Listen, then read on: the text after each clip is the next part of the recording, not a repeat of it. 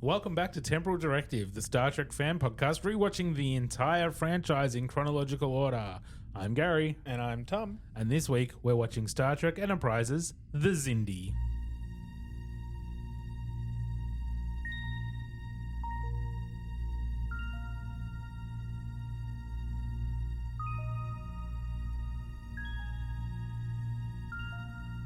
Star Trek, the ultimate franchise. These are the podcasts of the Wakefield brothers. Their 16-year mission to watch every production, to seek out life lessons and new inspirations, to boldly watch like most fans have watched before.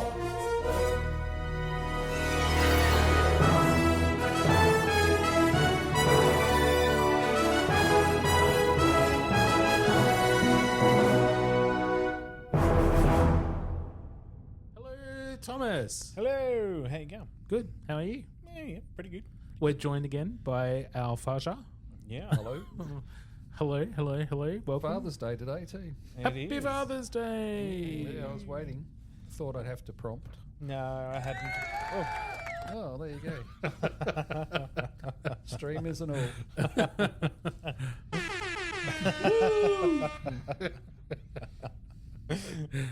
How are you both? How's your week's been? Well, yeah, pretty good. I had a short week at work this week, so it was really enjoyable to have a couple of days off. What must that be like? I know, it's been good. Mind you know how I said I went on that shopping spree and bought a heap of stuff because my dog got put down. Yes. So one of the things I bought was Sliders on DVD. So you've been binging, I Yes, assume. so I've been watching a lot of Sliders. Nice. But yeah, it's actually, I remember it being good, and it is still good. I enjoy it quite a lot. Yeah, I think I watched it a couple of years ago and I thought it held up all right for an old show. Yeah, it's not bad at all. Yeah, so I've been enjoying that, which has been really good. Yeah. Cool. Yeah, other than that, I haven't been really doing much. How about you, Faja? Well, it's been a pretty shocking week weather-wise, and I work outside, as you know. Oh. So, it's been a bit wet and damp, and Sounds shitty. yeah, it's been a bit crappy. But then I only work half a day, so the other half of the day is pretty good because I can play video games, which I have been playing. Space Haven, which is you might say it's a pretty crappy game, but it's sort of addictive. Okay. It's that But pixel one's heard of it, survival game, and I isn't don't. Not surprised. It is a Steam game, and it's a good game. and I it's a think. space game, so it's a Oh, space it's a survival spaceship, game. and you build your spaceship, and you have a little crew, but it's all in 2D. It's a sprite game, in other words. It's not, Gary has no idea what you're Okay. talking about. I don't understand most of the words you just said. You know what 3D is? You know, Dad's older than you, right? You know the difference between 2D and 3D. Yes, I understood Okay, dimensions. So if you'd like to think of this game as a 2D game Yes, instead of okay, a 3D gotcha. game, that's the sort of game. That's not the part that I didn't understand. It doesn't sure. Give me a break. So, I had a good and bad week, if you like. Cool. Well, yeah, video games sound like fun. Yeah, always. Yeah. Only for the last, ever since I can remember. Ever since I can remember, or probably we can remember, he's always had video games. And I remember you playing more video games than we ever did. Yes. Yeah, well, Yeah. that'd be right. I was addicted to them. Still addicted to them. I think I Still was lucky married, if though. I got to I'm surprised. I was lucky to have a round of Carmageddon every now and then when you let the computer free. That's it. The first video game I had was Little Squares, and a thing that might have resembled slightly like a motorbike, and you just ran along, hit a ramp, and jumped as many buses as you could. Which were other little pixels. Just little squares. And how could you play that for days? But yeah, I did. Yep. I'm sure you did. Well, yep. Yeah, no, Don't give me doubt it Tetris all. any day. Yeah. Sorry. Yep. Yeah, it's a long way Much from to my- Grand Theft Auto. Much to my partner's disgust. You can Not jump much of a buses game. on Grand Theft Auto now, though. Well, I remember Just a when bit you different. GTA is the only game I really play. Yeah, well, You love that, don't you? I do love it. Yeah, it's a good game. Like, I know a lot of people love it because they like to just explore the map and find all the different things to do. I just like playing the story through. Yeah, well, plenty of people That's love fair it for enough. that. Yeah. But do you remember having like Grand Theft Auto 1 on the PC back when we were kids? I do not. That was very pixelated. Yeah, I remember that. You're firing little dots across the screen. Yeah, little downwards view and you're just a little pixel running around stealing pixelated cars. And it was great, right? It was so much fun. I have no recollection of that whatsoever. No. Anyway, how's your week been? My week was boring. Just work and not much else. Yeah. Started cleaning out the house because we have to move at some point before the end of the year. Yep. So, yeah, we've got a big skip in coming next weekend. So, started just sorting out some shit to throw away and downsize some shit. And You have to go throw away a lot of collectibles, do you? you wish. It's about all you've got in your house, isn't it? It's just collectibles. It's just a couple House of rooms looks of like a room collectibles. house full of collectibles to me. Yeah. Collectibles Is there and anything Blu-rays. else to throw out? They're all going into boxes to move. Okay. But yeah, there's a bunch of shit to throw out actually. Do we need to have a garage sale again? Or? No, nothing's worth selling. That's hence the skip bin. This week we're talking about the season 3 premiere of Star Trek Enterprise. As is tradition on our podcast, when we do a season premiere, we talk about some of the stuff that was happening in the world in the TV season that it aired in. Yeah. This was the 2003 to 2004 TV season.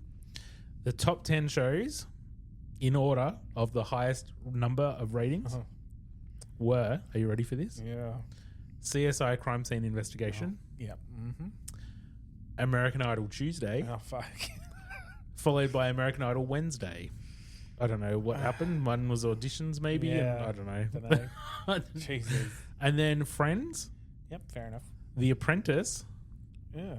I know, gross, ER, Survivor, Yeah. CSI Miami, Everybody Loves Raymond, Not everybody loves Raymond. and Without a Trace. Okay. Don't know what that is. There's So like no Really shows. nothing interesting then for that whole time. No, no. And Enterprise still didn't get good ratings. Oh, God. From my opinion. Yeah. Well, I think Some other popular shows at the time Yeah. were Law and Order SVU, Yeah. Will and Grace, Yeah. The West Wing, Cold Case.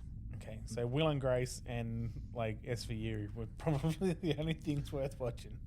But in all of that list, no science fiction, no genre shows, like nothing in there. It was all procedural Yeah. reality stuff. No UK shows either, by the way.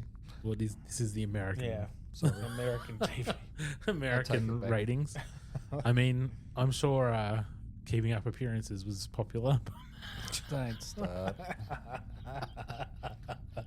You're meant to be nice to me today. It's Father's Day. Remember? Not when this airs, it won't be. Right.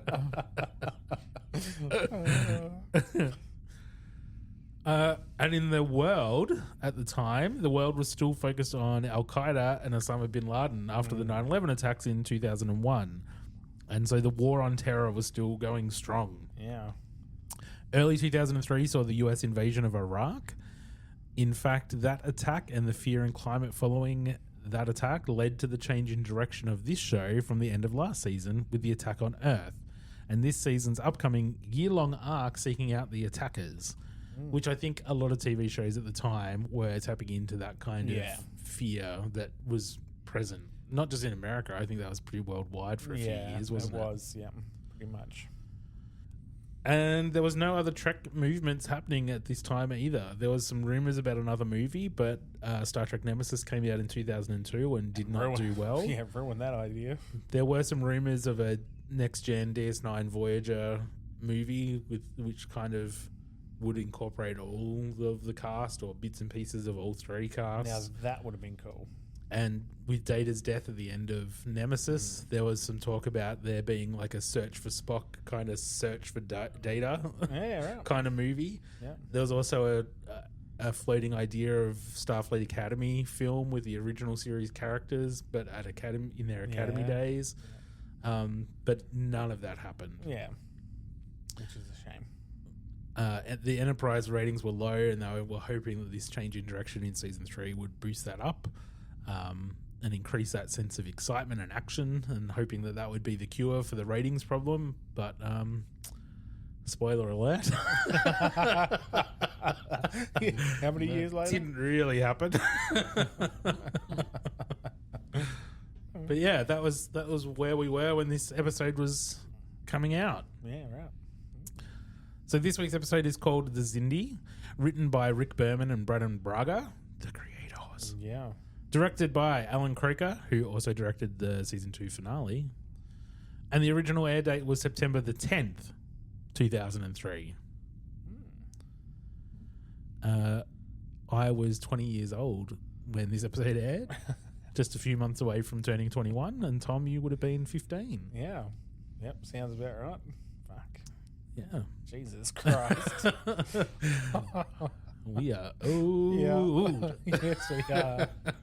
And living in another state at that particular time. Yes. Yeah, I probably was drunk. Yeah, you probably would have been. Drunk. Yeah. Tom was coping with a new school. I had a new job. Yep. Yeah. It was busy times. Yeah. I would have been making all the new friends. Yeah. I wouldn't have been home to watch Star Trek at that time. I would have been too drunk to care. Yeah. I was barely home throughout that year. The IMDb synopsis for this episode is: Enterprise has been in the Delphic Expanse for 6 weeks and have yet to get any intel about the Xindi. Strange anomalies affect the ship, sending cargo flying violently through the bays, pockets of atmosphere losing gravity, and other incidents defying the known laws of physics. T'Pol helps Trip's insomnia with an intimate Vulcan therapy. Archer and Trip find another race of Xindi imprisoned in a mine. That was a longer IMDb synopsis than we used to. Yeah. Yeah. But yeah, all right, let's go watch it. Cool. Okay.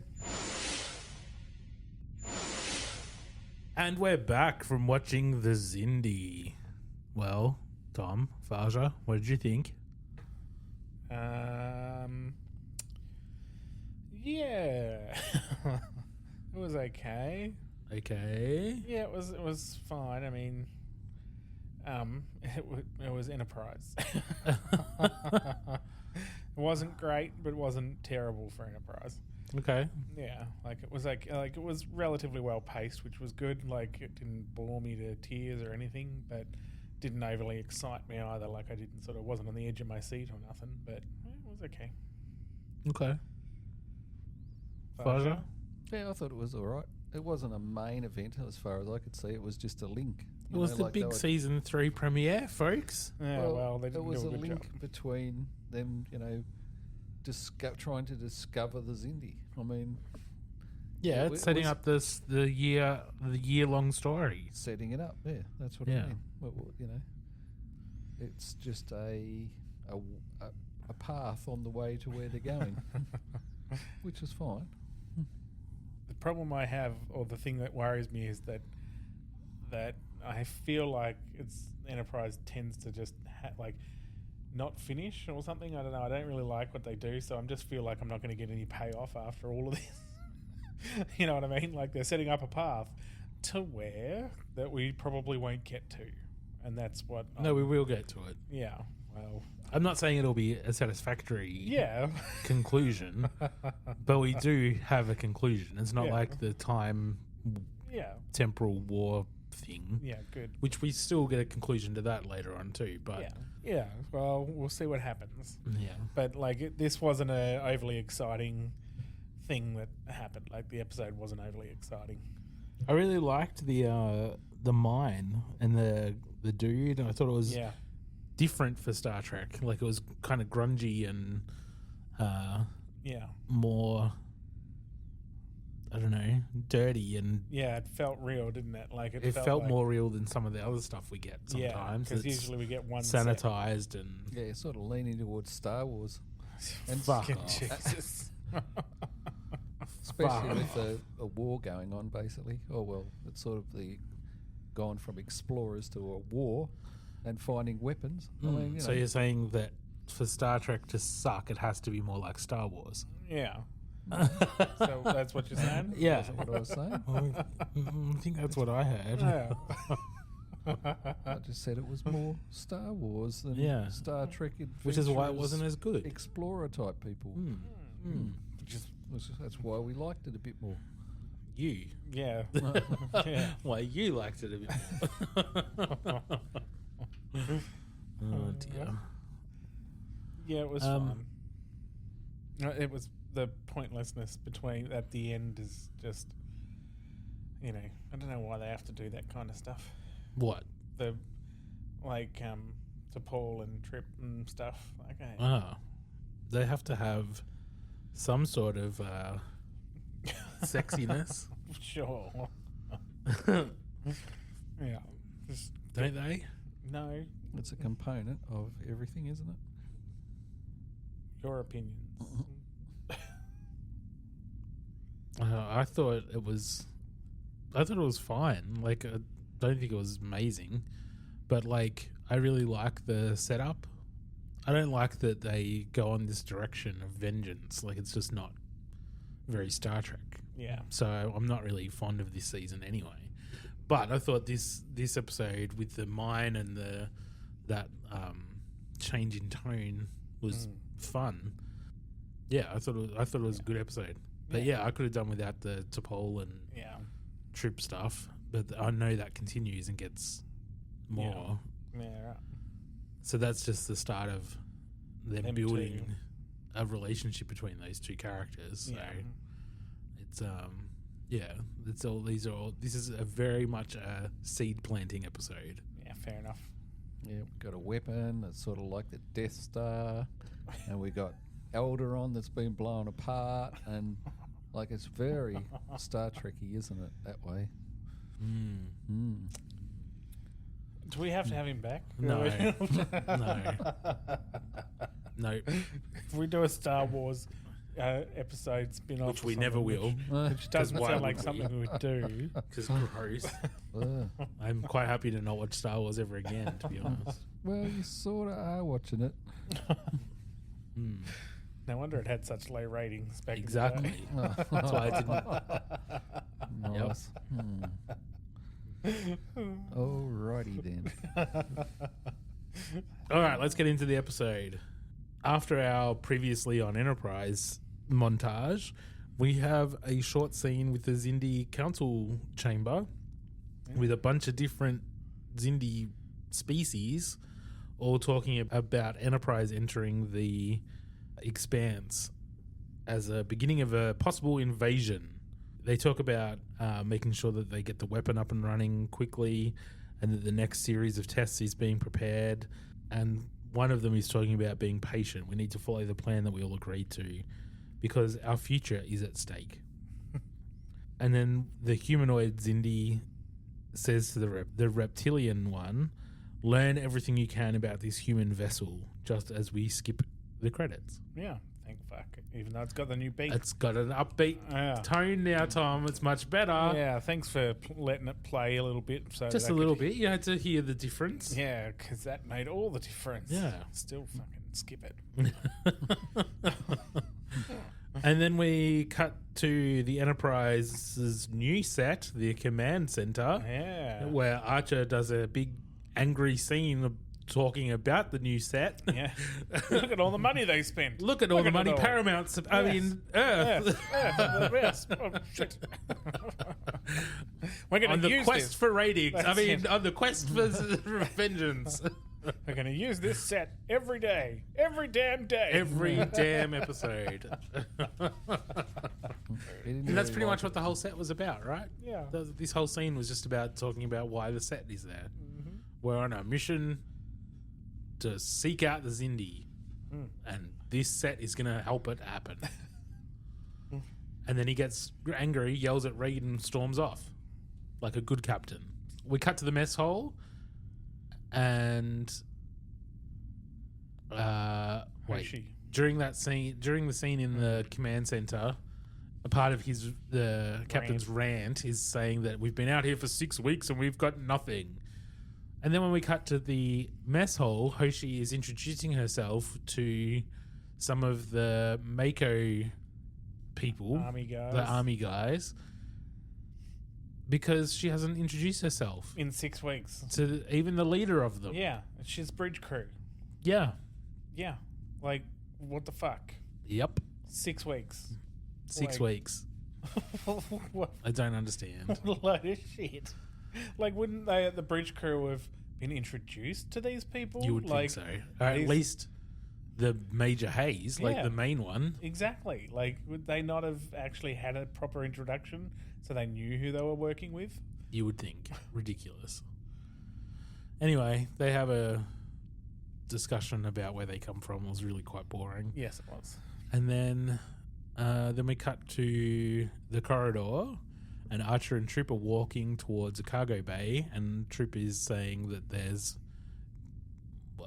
been some issues with one of the bays, and Archer says it may have been the grav plating, and Troop's like, I don't think it's the grav plating. Just as they go in, and we see that all of the cargo containers are up against the wall, like elevated up against the wall, and while they're standing there, everything falls to the other side of the room, like it's falling to the ground, but it's across the yeah.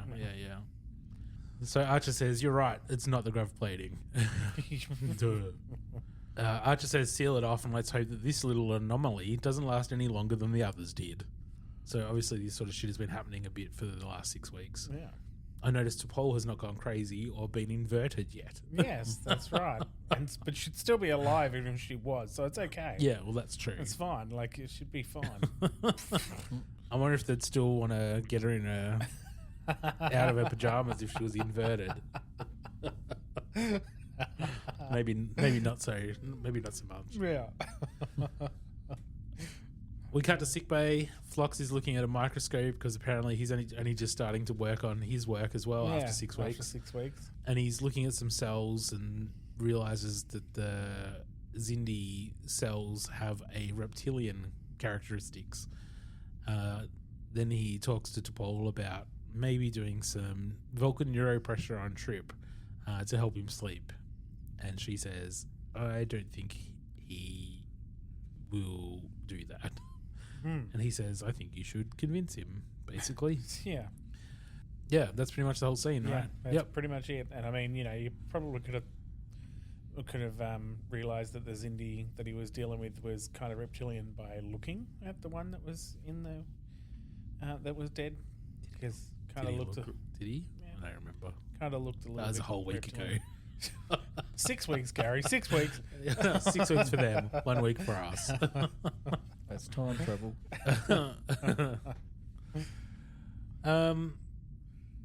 We cut to the mining planet that they were heading to because they had heard word of a Xindi being part of this mining team. And so Archer and Reed have landed in a shuttle pod on this planet. And Reed is being a whingy little bitch about the environment. Yeah. Saying, like, coughing and we should have worn EV suits. Fucking little baby. Stay on the ship then. Fuck.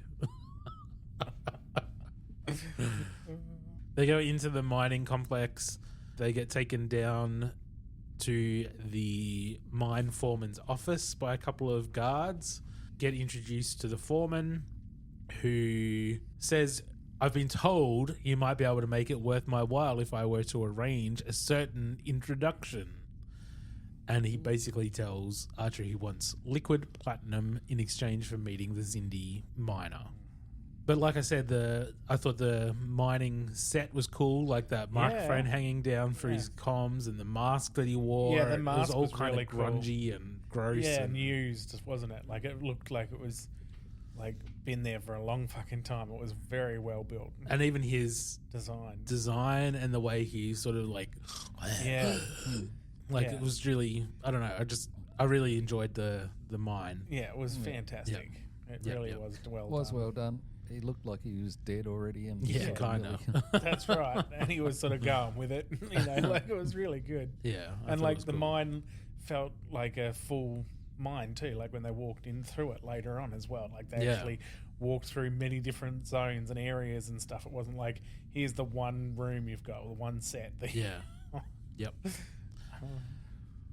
So Archer says that he wants to see this man so that he can scan him to confirm that he is Xindi, and the foreman says, well, that won't be necessary, and throws a cloth to Archer, and he opens it up and it's a severed finger. And the foreman says, it was an unfortunate accident. I expect to see you back tomorrow with the platinum. Yeah. Half a Good litre. day. Half a litre. Yeah. And then we cut to an obvious dream because all the light is brighter and oversaturated. And as you said, it was It was the cafeteria area outside the Paramount Studios gift shop. yeah. Yeah. You worked that out pretty quick. Yeah. They didn't even change out the tables or No, anything. no, just told everyone to walk away for half an hour. Yeah. Yeah, it's not being used. Let's film there. Yeah. Yep, pretty much. And it's Trip's dream, and his sister is sitting there having a drink at the cafe or whatever the fuck it's supposed to be. And then the big weapon comes up behind her, and he wakes up in his bed, like in sweat, and he had a nightmare. I didn't mind how they did that actually. It was fine. Because it started off as them as kids, and then like they aged with each sort of screen flash. I liked that. That was pretty cool. Well, after that, we go to sickbay. Phlox has got the finger and says to Archer, a blood sample would have sufficed, even some saliva. Archer asks if it's Xindi, and Phlox says, well, yes and no, and says that the genetic profile is nearly identical to the tissue samples from the corpse that they found on Earth, but the base pair sequencing is far closer to, say, humans and chimpanzees, so nearly identical, but not quite. And Archer says, like humans and Neanderthals, which Phlox says, yeah, that's pretty reasonable. Yep. So he says the finger is clearly humanoid, but the Xindi corpse that they had was reptilian. But they were still Xindi. They're both still Xindi. Then Trip enters sickbay, and Archer asks how the work is coming to strip the relays to get the liquefied platinum. And he says that it'll be ready by this afternoon. Archer says, great, let me know. Archer fucks off, and Trip asks Dr. Phlox for something stronger to help him sleep tonight because he keeps having nightmares. He says, come back at 2200 hours and I'll see what I can do. We cut down to the mine foreman office. Trip and Archer are there to deliver the liquid platinum. The foreman asks what they want with the Xindi person. Archer says they have something to discuss with him. They just have it back and forth, don't they? Yeah. It's just like, you don't need to fucking know. Just take the platinum. Yeah, no one's chatty. Yeah. It's just like, Fucking take it. Here tries it is. to be transactional. Yeah. Yeah. Foreman says he should be awake in about an hour. And Archer says, we stayed up all night to get this Yeah. fucking platinum. You can wake him the fuck up Yeah. early. Do it fucking now. Fucking. Maybe not with all the F-bombs, but that's because he's not Australian. Yeah, that's pretty much it. Because he was. If well, Archer look- was Australian, that would have been, Yeah. get the fuck. Yeah. And the look on his face, he wanted to say it. Yeah. Yep. So the foreman leads Trip and Archer through the mine into the mine canteen. They ask a couple of questions about what they mine and stuff. The foreman makes a comment about how they must have a very large crew, which is foreshadowing. Yeah. Then some of the guards bring in a prisoner, miner, that's got a scarf wrapped around his face and sort of throw him into the room and down onto the ground. Trip hands over the platinum and everyone leaves Archer and Trip to chat with the Xindi guy. Kasich is his name. Keswick. Archer asks if he's Xindi. He says, 9-fingered Xindi, what do you want? So they ask where his homeworld is that's all they really want to know is where Yeah. your homeworld is, because we've got business with your people. And he says that I'm not going to give you anything unless you help me escape. Yeah. And that's when he Trip says goes. that we're all captives, we're all slaves, we're not here as miners, we're here as prisoners, Yeah. and we need to get out of here. Mm-hmm. Trip loses his shit. Yes, Gruffs him. Wants to beat the shit out of him. correct. Yeah. And then he starts like laughing, essentially, doesn't he? Because they realise that they can't They're get out. fucked. They're going to be fucked. Yeah. It's like, well, you've basically just been led here, haven't you? Yep. And then they get a hail from the Enterprise that says that there's warships approaching and that they're only 2 hours away. So Archer tells them to go to tactical alert and that they're going to head back to the shuttle pod. But they can't get out. Yeah. Keswick's excited that there's a shuttle pod on the surface, though. So he says that if you take me with you, I will get you out of here to your shuttle pod, but you have to take me off the planet with you. Yeah. All seems reasonable, really. Seems Yeah. fine to me. I mean, Archer and Trip are like really pissed off, but I think that's pretty reasonable. I think so. Yeah. That's what you'd do. Yeah. It's like, Yeah. deal. Fucking, yep, easy. Then we cut back to the Enterprise, and there's a hail from the mine foreman, and so it sort of cuts back from him to the bridge, and he's got that cool microphone hanging down. Yeah. It was a pretty cool prop. And he's making an excuse for why the captain can't talk and why he's not going to be there for a little while, trying to delay them so that the warships can show up and take Enterprise. Yeah. It's going to be at least an hour. Yeah. But they cut off communications, and then T'Pol asks Reed to come up with a plan to recover the captain and Trip. And to get Major Hayes to help. Yeah. Yeah, that's very important. Mm-hmm. Yeah.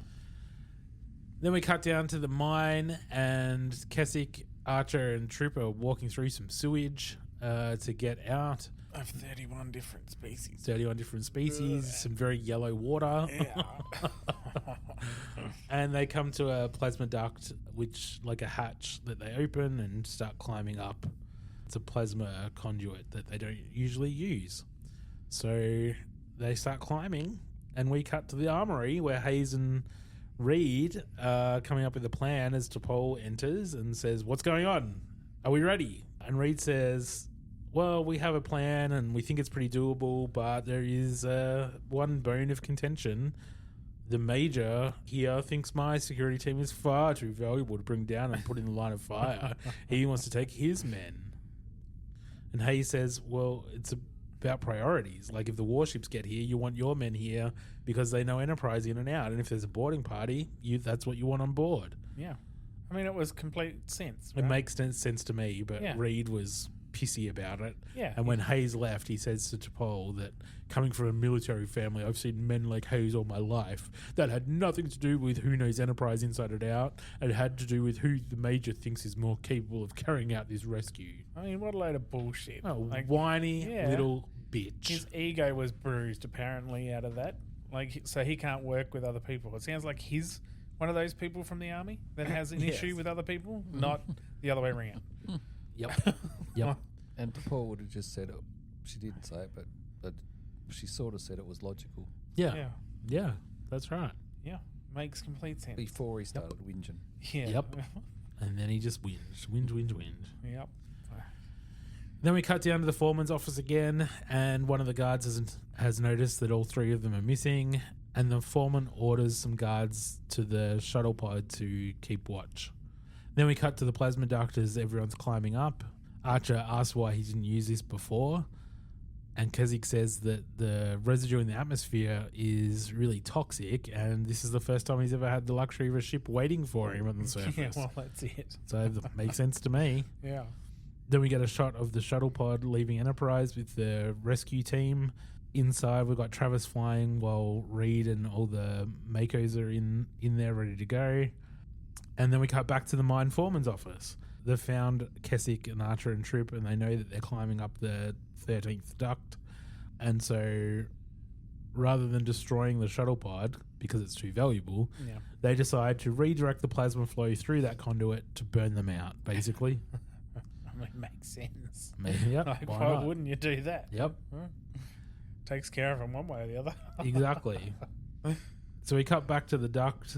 Keswick asks Archer about if he's ever met a Xindi before today and which species of Xindi he's looking for, and tells Archer that there's 5 distinct species of Xindi and 5 distinct opinions on which one is dominant. And that's when they notice the plasma starting to be redirected, so there's red glow from the plasma below them, and they realize they're not going to have time to climb up to the next hatch, so they slide down to the previous hatch they just left, barely make it through because the Xindi and troop sort of enter at the same time and neither of them waits for the other, so they barely make it in, but they do, of course they make it in, just to be surrounded by guards. Helpful. This is where the Xindi like begs for his life. Essentially, he's like, "They made me do it. It was all their idea." Yeah, they said they'd kill me if I didn't go with them. They even threatened me just then to throw me into the plasma. It was all them. The guard just punches him and tells Archer and Trip to carry him to pick him up. So they do, and they walk him through to the main mine complex area where the foreman and a bunch of other people are waiting. The foreman says, "I would have preferred that you were part of my workforce, but you're more trouble than you're worth." So he orders one of the guards to take them up to the surface with a detail and shoot all 3 of them.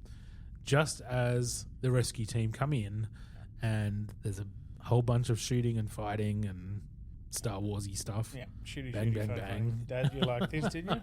Yeah, Dad's favourite part, probably. Actually, no, because they actually could shoot and hit things. Oh, yeah. They don't do that in Star Wars. No. Oh, here we go. Can't even walk through doors in Star Wars, can they? No, it is reasonably realistic when you think about it. So they fight and then get out. And Keswick wants to go, and they say no. And then he says, "Well, I won't tell you the coordinates in the home world if you don't take me with you." So he goes with them. They get up to the surface. Before they can get into the shuttle pod, there's more shooting because there's Sniper guy at the top. Correct. And then one of the Mako guys has like this pistol with a night scope that zooms in on them. Yeah. Very fancy tech. Yep. So that happens, and then anyway, they get on the shuttle pods and they leave. Well, the Xindi gets shot. Correct. Yes, that is Xindi correct. gets shot. Keswick does get shot in the back, but they take him with them anyway. We cut to the bridge, and Hoshi says that the shuttle pods have left the surface. They're coming on board, and the warships are about 7 minutes away. So T'Pol says, "Tell the pods to dock simultaneously, and then hit maximum warp as soon as they're on board." Let's get the fuck out of here. And then we get a shot of the Enterprise warping away. Yeah. We get a captain's log saying that the 3 alien warships followed Enterprise for nearly an hour, but they couldn't keep up. I guess they're going to have to look elsewhere for new additions to their labour force. Because they lost a few. Yeah. We cut to the ready room. Phlox enters to see Archer and says that he wasn't able to save Keswick, but despite it being extremely difficult and painful for him to speak, he managed to dictate this to me before he died. And it's the coordinates. We get a shot of Enterprise changing course, and then we cut to the corridor with Trip and Reed walking along, and Trip says that he must have been in the shower for 2 hours and still had that crap in my hair and under my nails. And Reed says, "Well, we cleared the bioscan, so that's all that really matters." And then they talk about the teams doing a good job on the surface, blah, blah, blah. And then Trip goes into sickbay and to get his sedative for the night. Phlox injects him and asks if he could drop a bioscan pad off to T'Pol.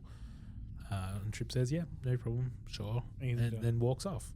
Then Phlox goes over to the comm and lets T'Pol know that Trip is on his way. And he believes I just gave him a sedative, but it was only a placebo. And I believe you have your work cut out for you to convince him to do the neuropressure stuff. Yeah. We cut to T'Pol's quarters, and she invites him in for a cup of tea, and he says, "No, I gotta go. Need some sleep. I just had a sedative." Yeah. And T'Pol says, "You're having trouble sleeping as well." And he says, "I never pegged you for an insomniac." And she says that the Expanse has been disrupting her REM patterns. Vulcan science teaches us to prompt our bodies to create our own medicines. Is a weird way of saying it, but sure. And then she talks about neuropressure, and you can't do it to yourself, basically. She has to have pressure applied to the neural nodes, 3 centimeters on either side of the 5th vertebrae. So she asks for his help, so she takes off her top, of course. Of course. So that he can do that. He does. And then she says, that was more effective than a hypospray. Says that she can return the favor, and he says, I'm really flattered, Sub-Commander. She gets angry, like, are you implying I'm making sexual advances? No.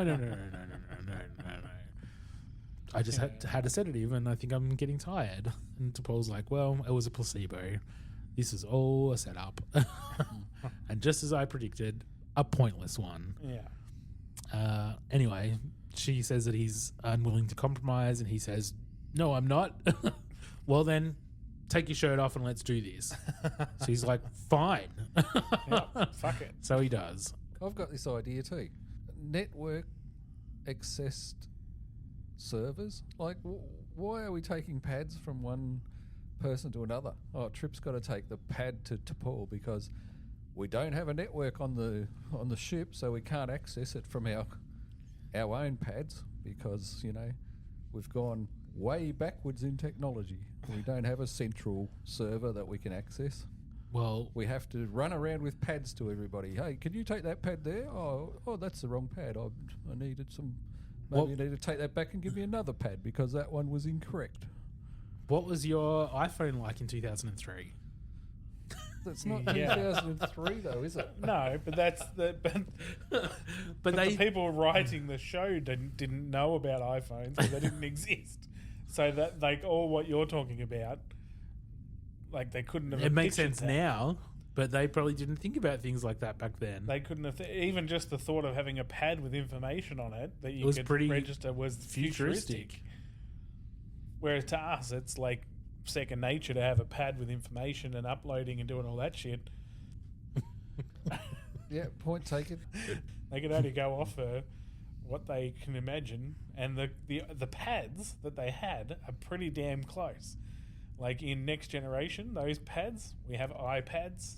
They had pads. But yeah, I get your point. Yeah, we get it. We get it. But they're the stuff we can't nitpick at because they done what it's a product of its time. They done what they could. That's fair. Yeah, they predicted what they could. Yeah. We get a shot of the Enterprise dropping out of warp, heading towards a sun. On the bridge, we can see a tiny little sun in the distance on the view screen, and they're approaching the coordinates they were given by Keswick. But there's no vessels, no signs of technology. There's not even any planets around. Archer's pissed off, thinking that this guy lied. And Trip says, well, Flock said the Xindi used his dying breath to give us these coordinates. Why would he lie? And Travis says that he's picking up a debris field on the scanners. Archer asks if it's a ship, and he says it's a lot bigger than that. T'Pol says it's nearly 80 million kilometers long and that it used to be a planet. Trip says that he's picking up refined metals and traces of alloys in the debris, some of which match the hull of the Xindi probe that did the shooting back on Earth. Yeah. So the planet has been annihilated, destroyed. Yeah, pretty badly. Yeah. Like Alderaan. Yes. Like Alderaan. So with the planet destroyed and not knowing really what to do next, Archer orders them to fly deeper into the expanse towards a number of spatial distortions to try to find something that'll lead them to the weapon and where it's being built. Then we cut to the Xindi Council again with all the different Xindi representatives, and the reptilian says that they scanned the debris and left nearly 3 hours ago, and that they're heading towards a distortion field. One of the others says that it's unlikely that they will survive then, and the insectoid says we can't assume that. I'm sending vessels to destroy them. And then they say if they are the first wave of an invasion, it would be best for us to remain hidden. Let them keep searching. And the insectoid says, finish the weapon quickly or I'll destroy the Earth ship whether this council approves or not. Pretty angry little bug. With fly And that's spray. the end. Yes. He's going to bug bomb the ship. I did like that council. That council looked pretty cool with all the different versions. Like, it was pretty cool. Yeah. Well, I'm glad you like it because they're going to be around for a while.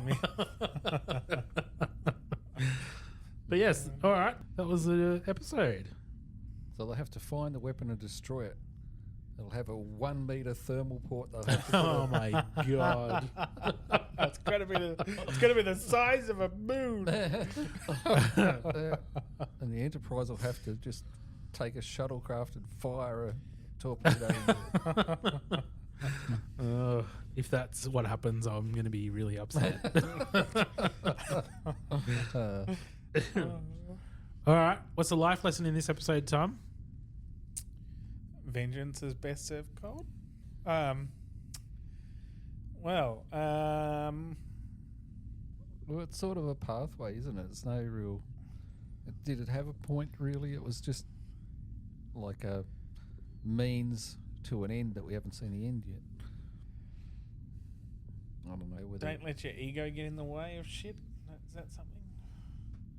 I know what you're saying, Dad. I agree. It's sort of like, as the story's ongoing, so it's a little hard to... It doesn't feel like it's an episodic thing where they're trying to tell us a story. Didn't sort of start and end, did it? It was just a flow through Yeah. It's just a chapter. chapter Yeah. in the big a story. long story. Yeah. So it's a bit hard to individualize Okay. the meaning, but like, you know, I'm just going with Reed and his ego being hurt because some guy made a good suggestion, but he couldn't handle it. Yeah. Like, you know, get over yourself. Yep. All right. Maybe there's lots of little things in it that's Yeah. not actually one main point. Yeah. You know, don't go into mines without breathing apparatus. Or, you know, Don't trust a guy who's that desperately in need. yeah, Yep. think about making a network accessed server for the ship, which might make it better. Might be. Let's talk IMDb ratings. Our examples of 1 episodes of Voyager's Threshold and Next Gen's Code of Honor. Examples of 10 episodes of Next Gen's Tapestry and Deep Space Nine's Far Beyond the Stars. With those examples in mind, what do you want to rate the Xindi? Last week's episode, The Expanse, we gave an 8. Yeah, well, it wasn't anywhere near that. I don't know. It was enough. It was. Yeah, it can go either way. So I'm going to go with a 5. A 5? Yeah, Yeah. I think a 5 is probably... actually, I might go a 6. 6? We gave the Borg episode a 5. Did and we? I feel like Yeah, okay, this is better than that. Yeah. Not so hugely yeah. better, but it's better. I'd go a 6. Yeah. All right. 6 it is. That's it for this week. Thanks for joining us, Faja. Thanks, Dad. It was great.